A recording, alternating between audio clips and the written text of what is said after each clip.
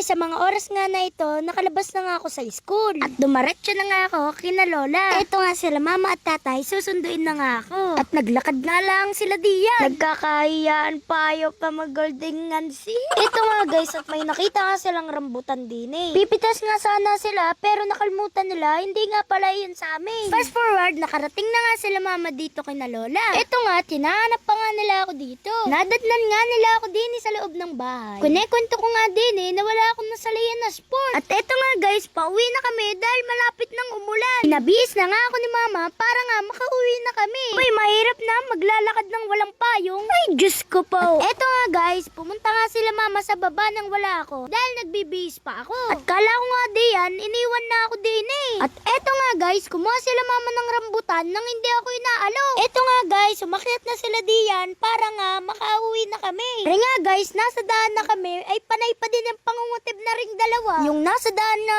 kami, biglang umulan. Ako nga'y napatakbo na diyan. Kami nga ay tumawag ng tricycle at pupunta nga po kami sa bayan. Dahil nga bukas ay entrance namin, kaya magdadala nga ako ng aking shuttlecock. Ay pag sa dami kong shuttlecock ay nag-shoot lang lahat sa bubong. Para nga guys, at nasa tricycle na kami papuntang bayan. Si mama nga ay may baon pa di ang rambutan, kaya umingay na nga din ako. Habang kinakain ko nga aring rambutan ay biglangan nagtalsik. Sabi ko nga kay mama, wala pa itong 5 seconds, kaya pwede pa ito. Ang kamote nga, isang taon sa lupa ay ari pa. Eto nga guys, may pinagsasasabi ako diyan na hindi ko na alam. Ay pagsapait, ano gare, rambutan o ang palaya. Nga guys, at nakababa na nga kami din sa tricycle. Nandini nga kami sa tindahan ng isda at pusit na nga lang ang bibilin namin. Maiba naman. Naghiwalay nga muna si mama at tatay dahil si tatay nga ay bibili ng manok at si mama nga ay bibili ng mga gamitin sa bahay. Siyempre, hindi mawawala dyan ng kanyang mga pang skincare. Diyos ko po,